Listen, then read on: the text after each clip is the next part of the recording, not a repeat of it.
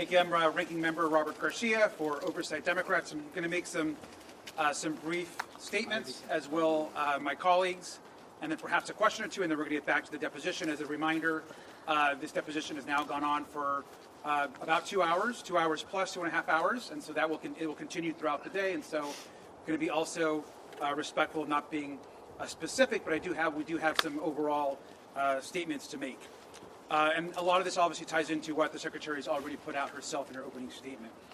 Just want to begin by just clarifying and putting emphasis on something that's very important, and it's something the Secretary herself has said. Secretary Clinton never met Jeffrey Epstein. She never visited the island.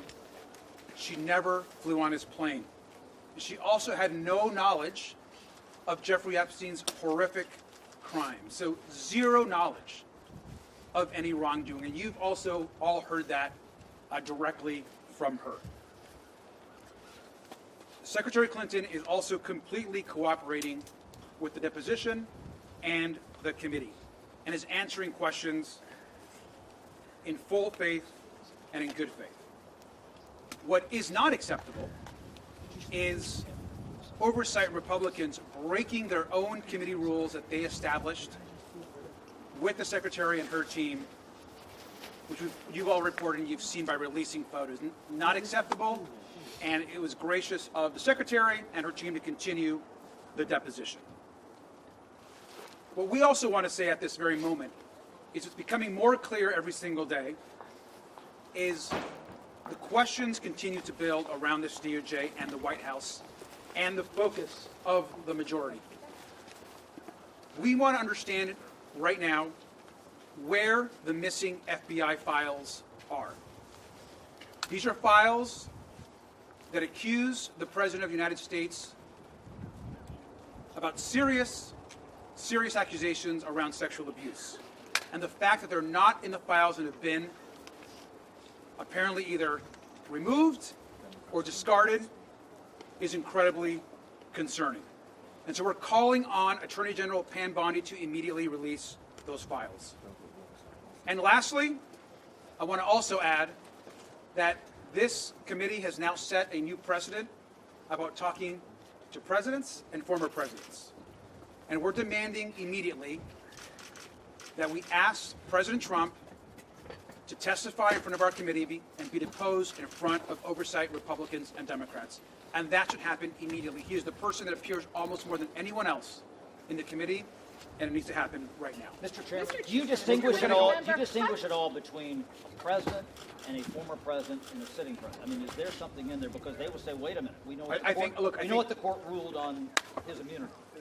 We should depose the person that is mentioned in the Epstein files almost more than any other person next to Ghislaine Maxwell, and that's Donald Trump. Mr. Rankin, we're going to have a couple really comments, and then we're going to. How did that vote? I'm going to answer a couple questions. Thank you. Thank you. House Republicans need to get serious about this investigation. I understand now fully why Secretary Clinton wanted to make this deposition and her hearing public, because the reality is we are talking to the wrong person today. Who we should be talking to instead are people who are actually mentioned in the files, people who have made misleading statements about their relationship with Jeffrey Epstein. Earlier today, Chairman Comer mentioned being open to talking to Secretary Lutnick.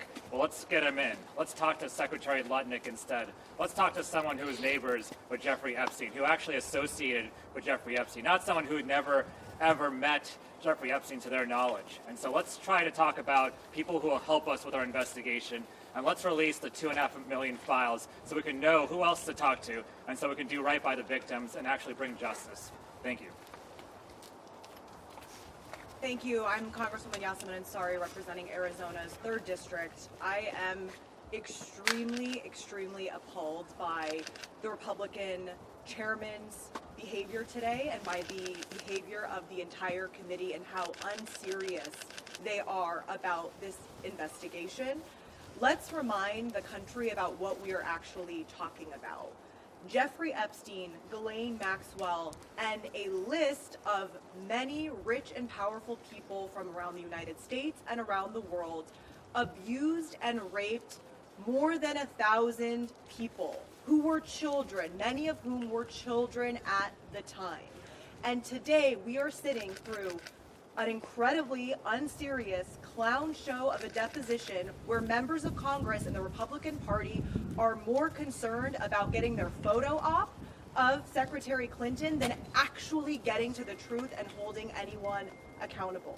I also want to talk about the reporting from this week and the fact that we now know that the Department of Justice, in their ongoing cover-up, the most egregious cover-up in American history, intentionally seem to have redacted more or withheld more than 50 pages of allegations from a minor against President Trump. Do not forget that Kash Patel went in front of the Senate Judiciary Committee and said under oath that the FBI had no credible allegations of any other people being involved in this child sex trafficking operation. These documents that the Department of Justice intentionally has withheld from the American public in regard to the allegations against President Trump came from the FBI. The FBI had interviewed this witness 4 times. You do not do that if it is not serious. So Kash Patel needs to be immediately brought back before the Oversight Committee. He needs to answer these questions again, and we need answers immediately. Again, America is watching. Young people in this country are watching to see if powerful people will continue to protect other powerful people and whether or not Congress will actually hold these perpetrators accountable. Thank you. Wesley Bell, Missouri's 1st Congressional District, and as a former prosecutor, I've been involved in leading investigations in serious offenses, and this ain't it.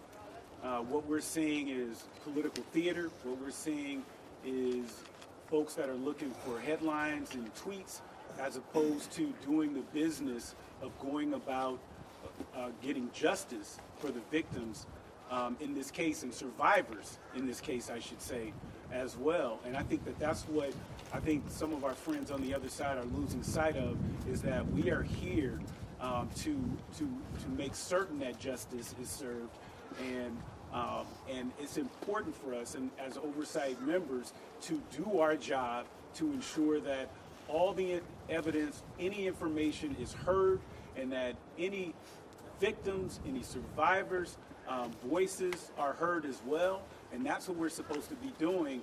And so what we're seeing today is we have not learned one new thing.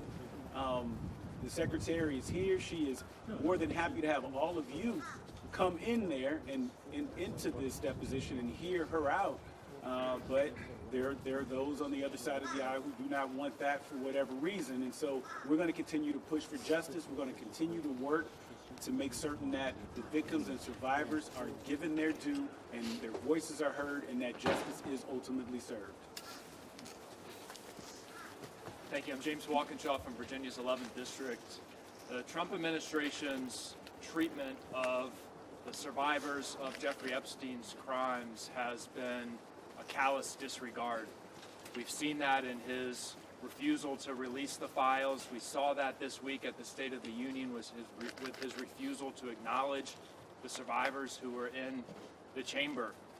One of the things that's been confirmed today is that in addition to having no relationship with Jeffrey Epstein, Secretary Clinton has no relationship with Ghislaine Maxwell. But there are important questions we should be asking the Trump administration about Ghislaine Maxwell. And I hope that our Republican colleagues will join us in asking these questions. Why is it that Donald Trump has refused to rule out the pardon, the clemency that Ghislaine Maxwell is campaigning for? We held a deposition in this committee with Ghislaine Maxwell. She used that deposition as an opportunity to campaign for a pardon. Chairman Comer then walked out before many of you and gave her talking points as to why she should get a pardon. Donald Trump needs to direct Attorney General Bondi to release all the files, to unredact the illegal redactions, and he needs to unequivocally rule out a pardon for Ghislaine Maxwell, who is a monster convicted of child sex trafficking. Why has he not ruled out pardoning her?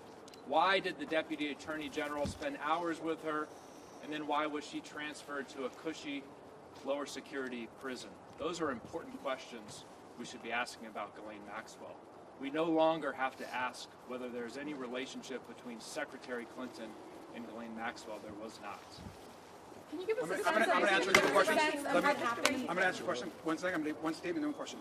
Last thing I'm going to say, and I'm going to begin with a question, is we want to make a very clear demand right now, which is that the full transcript, unedited, of the Secretary's questions and the answers need to be released by the majority in the next 24 hours. We need the public and the American people have a right to know exactly what she said, what questions were asked of her, and how she responded. That's transparency. She herself requested that the press and the public be allowed into the deposition. That was denied. And so at a very minimum, they need to immediately release the full transcript, and we're hopeful that tomorrow, for the former president, that the press would be allowed in and the public as well. That's been the request. Thank you, Mr. Ranking Member. How did that leaked photo get out, and do you believe there should be any repercussions? Well, the repercussions should come from the majority and from Chairman Comer. I mean, it was very clear that leaked photo was sent out by a member. I think it's not hard to figure out what member that was by looking at the photo. And the fact it was not just one photo, it was one photo and then a second post that also included a photo as well. And so that was completely against the rules. I think we're grateful that the Secretary continued the deposition, but not acceptable.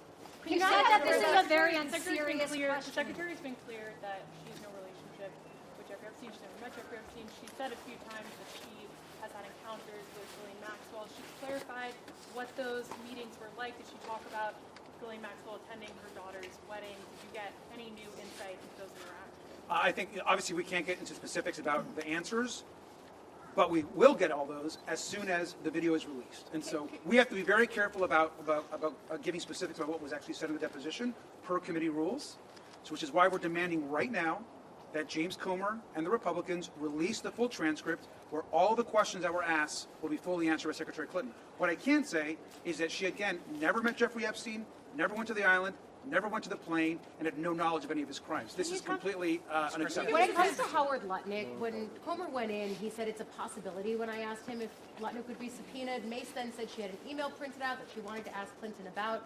What was that line of questioning like in the room, and was there any discussion about moving forward on a request or a subpoena for Lutnick? We've made the request of Howard Lutnick. It is unacceptable that we have the Commerce Secretary who has lied and lied and lied about his relationships with Jeffrey Epstein, the fact that he went to the island, he went on the plane, he went into business with Jeffrey Epstein, and yet sat there in a chair with a reporter and lied to the American people. He should resign today. He should be removed from office, and at minimum, should come before the committee. I think everyone's been clear that we need to hear from Howard Lutnick. Can you But give what us was a the sense line in the room, the questioning in the room? I'm not. Sorry. I want. To the extent you can. I want all of the Secretary's responses to be released immediately, or I want the press to be allowed in to get details. Can you on give us that. a sense of what it was like in the room? Is this a very tense deposition? And also, can you give a little bit more color of what exactly happened when this moment on social media is shared? Was there back and forth about letting the press inside the room? So yeah, what I can say is obviously everybody was very taken aback by the committee rules being essentially not enforced and certainly just broken immediately. That is not acceptable, especially when the Secretary said from day one that she wanted the press in the room. When the incident happened, I think this is something that can be reported, the Secretary's team continued to demand, even after the incident, to let the press into the room, because what was important for her is that her answers to the questions not be edited, that the video not be edited. And so we understand that, and we're committed to getting this video transcript out immediately. And to be clear, she is answering every question. To be clear, she's answering all the She's taking the questions. fifth at all? To be clear, she's answering all the questions. I think I can safely say that she's not taking the fifth. Mr. Garcia, Last question. in terms of her understanding of her husband's relationship with Jeffrey Epstein, is that something that she's been asked about? I want the full transcript to be released immediately, and I think everything that she said in her testimony will be clear. Thank you all very much. Thank you so much for coming out. I know, I feel you.